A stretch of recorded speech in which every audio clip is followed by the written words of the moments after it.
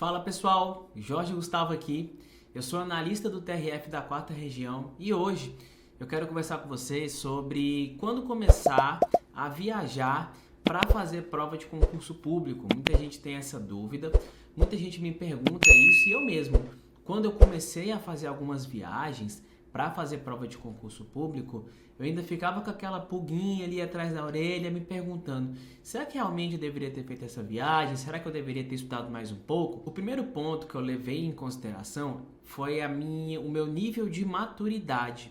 Por quê? Porque eu cheguei num ponto que eu percebi que para eu passar em determinados concursos, eu não podia ficar atirando para tudo quanto é lado, né? Por exemplo, sair fazendo vários concursos ali onde eu morava, concursos de várias áreas, fazia tribunal, fazia concurso policial, fazia concurso para o Poder Executivo, para o Poder Legislativo. Eu percebi que ficar fazendo vários concursos não funcionava. Então, eu tive aquela maturidade de manter o foco, escolher um tipo de cargo específico e a partir de então mirar no concurso que eu queria. Então olha só o que aconteceu. Eu escolhi, por exemplo, áreas de tribunal e fui fazendo um concurso só na área de tribunal. Então chegou a um ponto que os concursos que aconteciam onde eu morava não eram suficientes para mim, porque eles demoravam muito tempo para acontecer um concurso, né? Acontece um concurso hoje, depois o outro vai acontecer, no mínimo, pelo menos depois de 4 anos, 6 anos, tem lugares que demoram até mais do que isso. Então, o que acontece é que eu tive que escolher fazer concurso em outros lugares porque demoraria demais e atirar para todos os lados não estava funcionando. Então, eu comecei a pensar em prestar concursos públicos para outros estados. E no meu caso, eu também queria muito, galera, passar logo. Queria passar o mais rápido possível.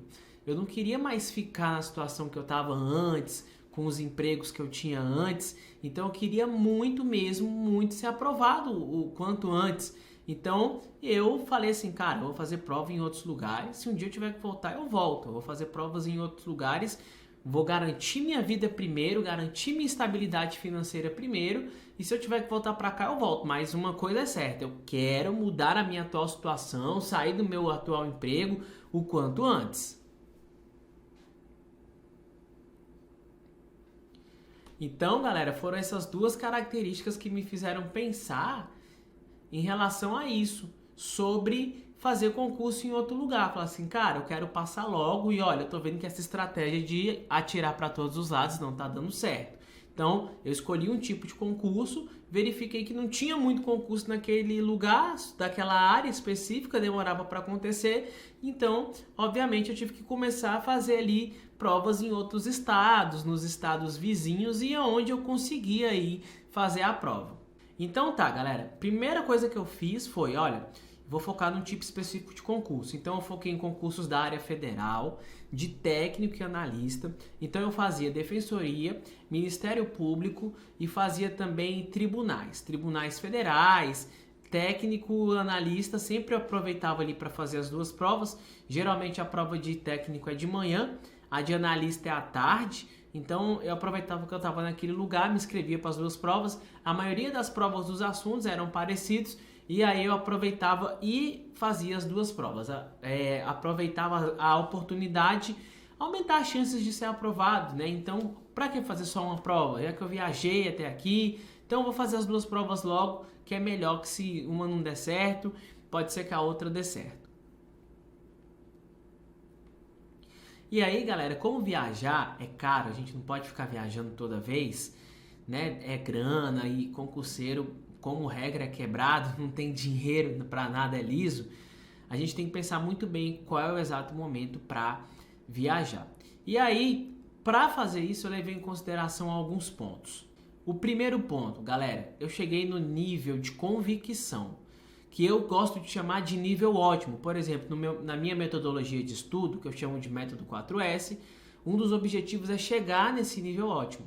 O nível ótimo de estudos é quando você já saiu ali da parte teórica, já fez algumas questões e você está na tua fase final ali, que é o quê? É revisão e resolução de questões, basicamente. Então, quando sai um edital que está todo mundo começando a estudar, você não, você já está ali revisando o seu material escrito ali, lendo rapidamente. Você também está fazendo muitas questões, então está sempre treinando os pegas, está sempre treinando como lembrar. E também tem pouco conteúdo a ser acrescentado. Então, por exemplo, às vezes o edital vinha com uma diferençazinha ou outra, você ia ali, fazia uma simples complementação e aquilo já bastava, entendeu? Você não perdia tempo assistindo aula ou lendo materiais grandes para introduzir uma matéria, porque você basicamente já tinha estudado. Então, eu cheguei nesse nível ótimo, estudando sempre antes de sair o edital. Então, quando sair a prova, basicamente eu já estava ali preparado, né? Obviamente, naquela área, tá, galera? Concursos federais dessas carreiras aí, Judiciário, Ministério Público, Defensoria Pública, que eu acredito que são compatíveis ali, que tem matérias parecidas. Além de compreender muito, utilizar o raciocínio para compreender as matérias, compreender a lógica por trás, por exemplo, a lógica por trás dos princípios do direito, a lógica por trás ali do português, né, as ordens das frases, as concordâncias. Eu cheguei no ponto de muita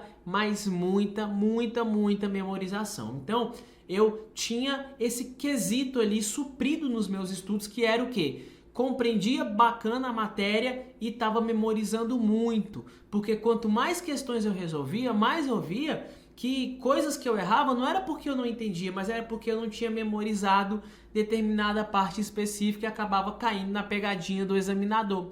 Então, esse é um outro ponto que eu levei em consideração, memorização. Então, olha só, eu estava no nível ótimo de estudo, revisando e fazendo questões, complementava pouquíssimas matérias novas, além de ter compreendido já, eu memorizava demais. Então, isso me dava uma convicção ali para falar assim, cara, eu vou viajar, essa viagem não vai ser em vão e eu vou fazer essa prova. Eu percebi um avanço muito bom nos meus simulados. Eu costumava fazer simulado mais ou menos ali de 15 em 15 dias, aonde eu fazia a prova objetiva, fazia a redação, falava para minha esposa que ia fazer uma prova como se realmente estivesse fazendo uma prova, então levava minha água, me colocava ali numa mesa, me trancava ali no quarto e ia fazer a prova dentro do tempo da prova, imprimia ali o gabarito para poder também ver o tempo que eu levava para fazer o gabarito. E aí, nos meus simulados, eu comecei a perceber um avanço muito grande, um avanço de aproximadamente 80%, né? Então, eu fiquei ali nos 80% na prova de tribunal, demorei uns 3 meses para ir para 85%, 90%, e aí às vezes fazia 95%, às vezes voltava para 90%, mas basicamente eu cheguei nos 80% e não saía. E por último, então quando eu cheguei nesse nível de tanta memorização, de não estudar quando saiu o edital e ver isso nos meus simulados, eu falei assim, agora eu tô pronto para viajar, eu acho que essa viagem não vai ser em vão. Eu, mesmo não tendo tantas condições financeiras assim, eu acho que vale a pena investir nessa viagem. Porque não é um gasto, né, galera? Seria o quê? Seria um investimento. Afinal de contas, a gente estava pensando, visando já a aprovação no concurso, né? Vai que a prova dá certo. Então é isso, galera. Estou compartilhando aqui com vocês um pouco aí da minha experiência, um pouco do que eu vivi, para poder tomar essas decisões de como quando viajar, como fazer aí em relação a essas questões de estudo. E você? Deixa aí nos comentários. Você pretende viajar para fazer prova? Quer fazer prova só no seu estado? Vamos conversar aí para eu poder entender mais ou menos aí como é que você está se planejando para a gente bater um papo sobre isso, beleza? Lembrando que qualquer coisa, eu estou sempre lá no meu Instagram, @profjorgegustavo. É só você dar uma passadinha lá que a gente pode bater um papo, manda um direct lá que a gente vai trocar uma ideia. Então, um abraço, espero que você tenha gostado e até o nosso próximo vídeo.